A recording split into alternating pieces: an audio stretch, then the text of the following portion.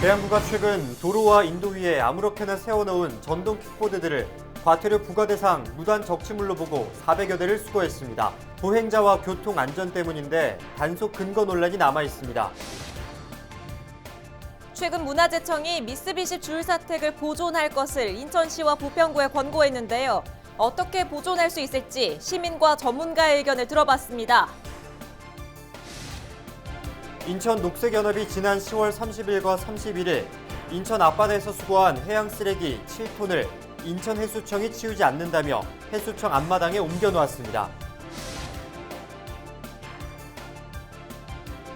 경기도교육청이 교사 채용 비리 혐의로 경찰 조사를 받은 교직원 3명을 직위 해제했습니다.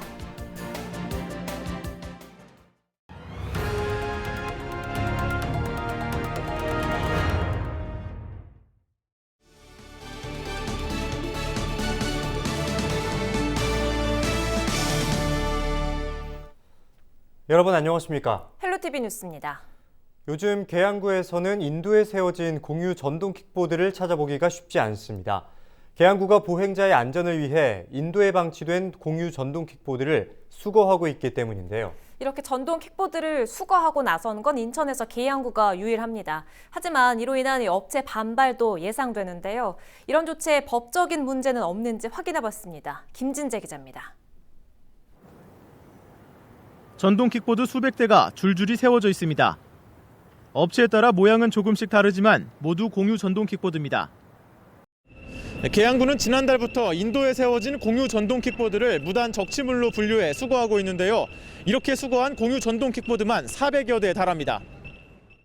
도로법 제74조에서는 도로 점용 허가 없이 반복적, 상습적으로 도로를 점용한 경우 이를 제거하거나 필요한 조치를 할 수 있도록 하고 있습니다. 계양구는 보행자의 통행과 안전을 확보하기 위해 도로법을 근거로 이 같은 조치를 시행했다는 입장입니다. 수고를 해가지고 있습니다. 보관하고 있습니다. 지금 업체에서는 아직까지는 찾아가지는 않고 있는데 일단은 그 보관 장소가 이제 거의 가득 차다 보니까 좀 그런 면에서 좀 어떻게 대책을 마련을 해야 될 상황인 것 같습니다. 이보다 앞서 지난 5월에는 부산 수영구와 해운대구가 길거리에 방치된 전동 킥보드를 수거해 과태료를 부과했습니다. 계양구 역시 업체가 킥보드를 찾아갈 때 과태료를 부과할 계획. 하지만 계양구처럼 공유 전동 킥보드를 수거하는 경우는 많지 않습니다. 인천시에서는 10개 군구 중 계양구가 유일하게 전동 킥보드를 수거하고 있습니다. 부평구 관계자는 현재 전동 킥보드를 노상 적치물로 분류하지 않고 있다며 관련 민원이 들어오면 업체에 연락해 전동 킥보드를 이동시키도록 조치하고 있다고 밝혔습니다. 전동 킥보드를 수거하고 과태료를 부과하는 계양구의 조치에 대해 전문가는 법적인 문제는 없어 보인다는 입장입니다. 다만 공유 전동 킥보드가 새로운 사회 현상인 만큼 이에 맞는 제도 정비가 필요하다고 밝혔습니다. 일단 우리 법령상으로는 그 해당 적치물을 지자체가 수거하는 것은 문제가 없어 보이긴 하고요. 이러한 새로운 것들이 나왔을 때 기존 법으로만 어떤 규제를 하는 것보다는 좀 더 이 공유 경제가 활성화될 수 있는 방향으로 전 사회적인 조정이나 이런 타협들이 있었으면 하는 그런 아쉬움은 있습니다. 이 같은 상황에 대한 입장을 듣기 위해 공유 전동 킥보드 업체에 문의했지만 답변을 받을 수 없었습니다. 길거리를 점령한 공유 전동 킥보드를 정리하기 위해 수거에 나선 계양구. 하지만 보다 근본적인 해결을 위해서는 이를 단속할 수 있는 근거법령 제정이 시급해 보입니다.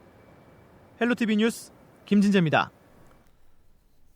네, 일제강점기의 아픔을 간직한 부평 미쓰비시 줄사택과 관련해 최근 문화재청이 이 미쓰비시 줄사택을 보존할 것을 인천시와 부평구에 권고했는데요.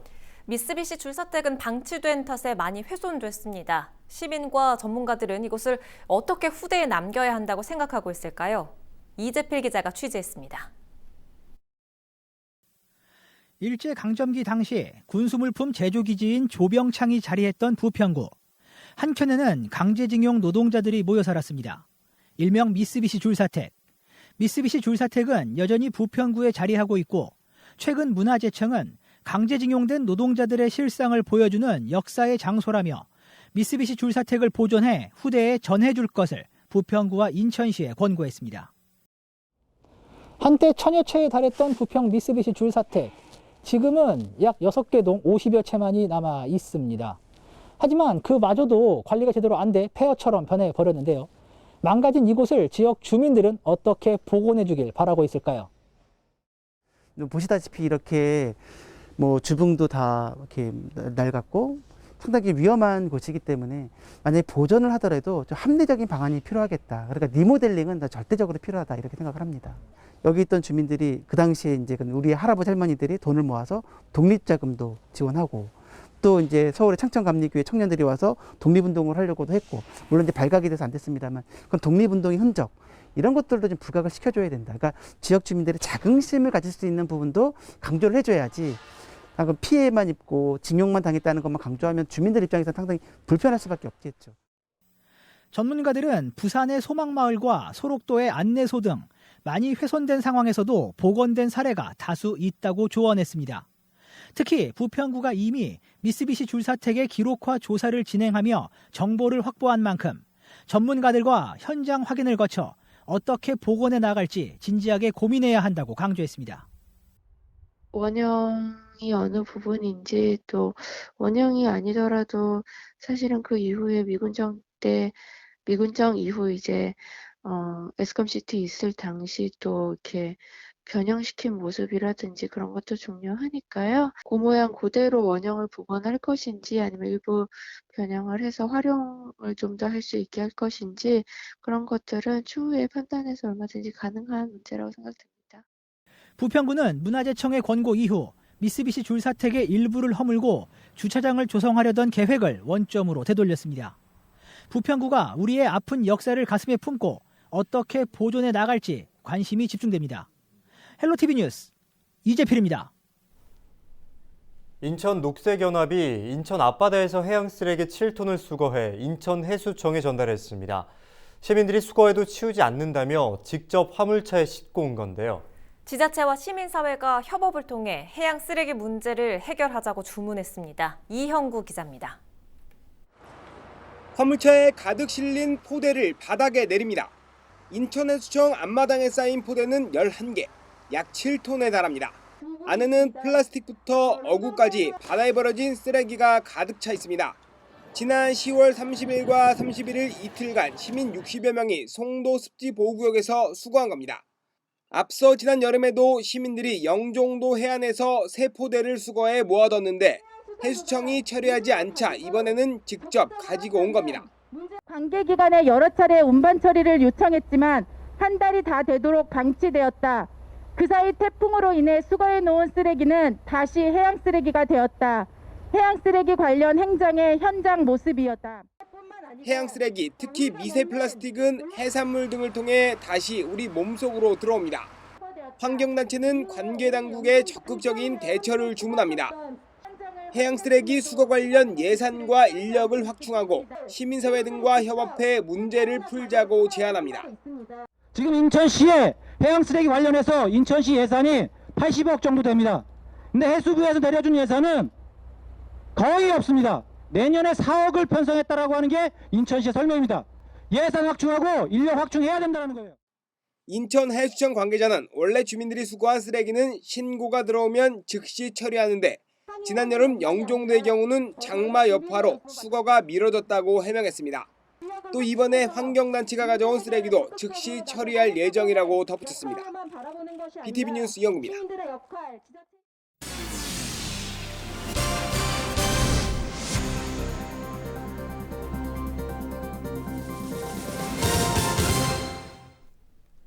인천시가 생활쓰레기 줄이기 전쟁에 돌입했습니다. 공공청산의 일회용품 사용을 금지하고 음식물 쓰레기와 생활 폐기물 수거 체계를 개선합니다. 수도권 매립지 종료를 위해 생활쓰레기 줄이기에 본격적으로 나서는 건데요. 원태규 기자가 보도합니다. 2025년 수도권 매립지 종료를 앞둔 인천시, 폐기물을 근본적으로 줄이고 친환경적인 생활문화를 정착하기 위해 다양한 사업을 본격 예고했습니다. 목표는 일회용품 제로도시 인천. 이와 관련해 인천시는 공공과 민간 영역을 아우르는 사업을 내년부터 본격 시행할 계획입니다. 우선 공공청사부터 일회용품 사용과 반입이 금지됩니다.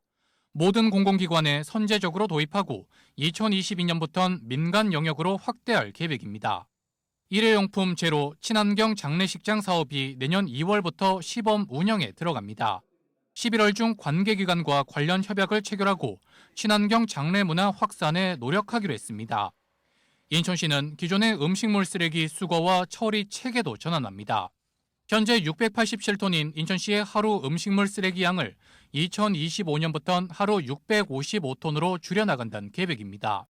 이를 위해 음식물 폐기류 감량기기 보급을 확대합니다. 또 RFID 종량기기를 2025년까지 모든 아파트에 보급해 자신이 버린 만큼 수수료를 부담하도록 한다는 계획입니다. 이 밖에도 생활 폐기물 수거 체계를 사물 인터넷과 접목한 방식으로 개선합니다. 종량제 봉투를 매일 수거하던 방식에서 벗어나 밀폐형 컨테이너에 폐기물이 80% 이상 적재되면 수거되는 방식입니다. 시는 해당 사업을 2021년 적절한 장소를 선정해 시범 운영에 들어간다는 계획입니다. 2025년 수도권 매립지 종료를 앞둔 인천시가 자체 생활 쓰레기 감축을 위해 총력을 기울인다는 방침입니다. NIB 뉴스 원태규입니다. 경기도교육청이 교사 채용 비리 혐의로 경찰 조사를 받은 교직원 3명을 직위 해제했습니다. 경기 남부지방청은 경기도의 A학교법인 이사장을 비롯해 재단 직원과 부정 채용된 기간제 교사 13명 등 22명을 입건해 조사하고 있다고 밝혔습니다. 경찰은 이 가운데 교직원 3명을 구속했으며 도교육청은 구속된 교직원 3명을 직위 해제했습니다. 또 정규 교사로 채용됐다가 도교육청 감사가 진행되면서 기간제 교사로 전환된 9명도 즉시 득시 계약을 해지하도록 요구했습니다. A학교법인은 정규 교사 13명을 채용하는 과정에서 답안지를 유출하는 등 채용 비리 의혹으로 수사를 받았습니다. 인천시가 수도권 매립지 종료를 위해 친환경 자체 매립지를 준비하고 있는데요. 인천시는 친환경 자체 매립지 명칭을 인천 에코랜드로 정했습니다. 에코랜드는 환경을 의미하는 에코와 땅을 의미하는 랜드 합성어로 친환경 매립지를 의미하는데요. 시는 직매립 방식이 아닌 소각제 등만 매립하는 친환경 방식으로 인천 에코랜드를 운영할 것이라고 강조했습니다. 또 에어돔 형식으로 건축해 외부와 매립지를 철저하게 분리할 방침입니다. 김포시의회가 다가오는 제206회 정례회 기간을 기존 31일에서 28일로 나흘 줄여 운영하기로 했습니다. 시의회는 이번 정례회에서 4차 추경안을 빠르게 확정짓고 12월 20일 지급되는 생계급여나 장애인연금 같은 생계형 지출 여건을 확보하기 위해 이 같은 결정을 내렸습니다.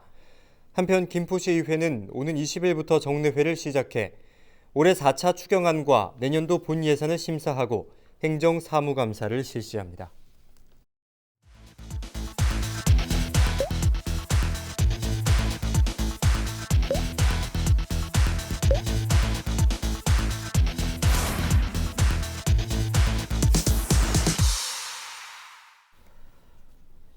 김포시 등 현재 3개 시에서 도입한 지역화폐 모바일 결제가 내년부터 경기도 전 지역에서 가능할 것으로 보입니다. 이재명 경기도지사는 경기도의회 도정 질의 답변에서 내년 상반기 내에 28개 시군에 모바일 결제를 도입한다고 밝혔습니다. 경기도는 현재 모바일 지역화폐 결제 시스템 방식을 놓고 기존 신용카드 단말기와 근거리 무선통신 등 2가지 방식을 놓고 고민 중이며 연말까지 최종 결정할 방침입니다. 김포시가 저소득층 노인을 위해 틀니 임플란트 시술 비용을 부담하기로 했습니다. 김포시는 지역에서 1년 이상 거주한 만 65세 이상 노인 가운데 의료급여 수급자는 틀니 임플란트 비용을 지원받을 수 있도록 최근 관련 조례를 마련했습니다. 이에 따라 이르면 내년부터 조건에 맞는 노인 600명에게 틀니 임플란트 시술 비용 중 본인 부담금 전액을 지원할 계획입니다. 이달 중순 부천에서 작가 비대면 릴레이 강연이 이어집니다. 부천시는 오는 16일부터 나흘 동안을 부천 작가 주간으로 정하고 지역에서 활동하는 분야별 대표 작가를 초청해 강연을 이어간다고 밝혔습니다. 첫날인 16일 동시작가 정날의 시인을 시작으로 고전, 일러스트 그림 등 다양한 분야의 작가들이 참여할 예정입니다. 이번 강연은 책 읽는 도시 부천 온라인 페이지에서 참여할 수 있습니다.